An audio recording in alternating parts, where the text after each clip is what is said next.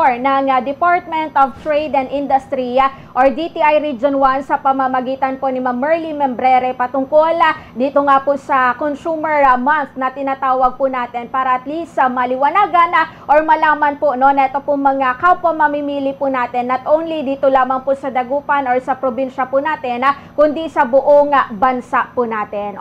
Isa talaga sa ating mga activity, yung ating may mga regular price monitoring tayo para ma-ensure natin na itong mga cost ng ating basic and prime commodities ay sumusunod sa ating suggested retail prices. So, sa mga major areas natin sa Ilocos Sur, may mga regular price monitoring tayo. And then may mga fair trade law enforcement din tayo, fair trade law monitoring para makita natin yung mga binibentang mga semento, ano ba yung mga standards, construction materials, ay talagang nasa standard sila. So may mga monitoring din tayo dyan.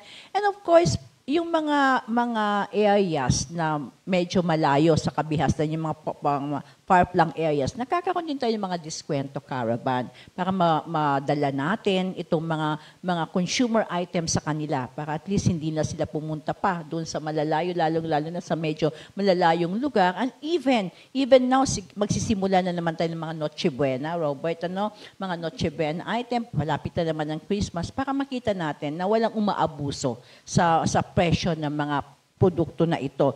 And gusto nating i-intensify yung ating consumer advocacy campaign. Ang ginagawa na nga natin ito, we are also partnering with other agencies, like Danica. I think tomorrow, sa Friday, may consumer advocacy tayo sa Aringay with Danica kasi sectoral na to. So ngayon, ang ating mga participants would be the fisher folks. So, andyan yung sector ng fisher folks, andyan yung sector ng PWD, andyan yung sector ng mga farmers para gusto nating maibigay sa kanila, yung kanilang, mai-discuss sa kanila yung kanilang consumer rights, kung ano-ano pang mga consumer advocacies na pwede nating maibigay sa kanila.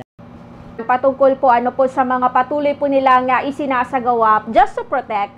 Ito po nga kapakanan syempre na ito po mga kapwa consumers po natin. Kasi even I personally, ayaw din po natin bilang isang mamimili, di ba, yung pakiramdam na dinudugaan o di naman po kaya masyadong na-overprice. Ito po nga ang mga nabibili po natin either sa palengke lamang po yan, sa merkado or maging sa mga mall, lalong-lalo na, di ba, kapag napapansin po ninyo, isa sa mga talagang mandate ng DTI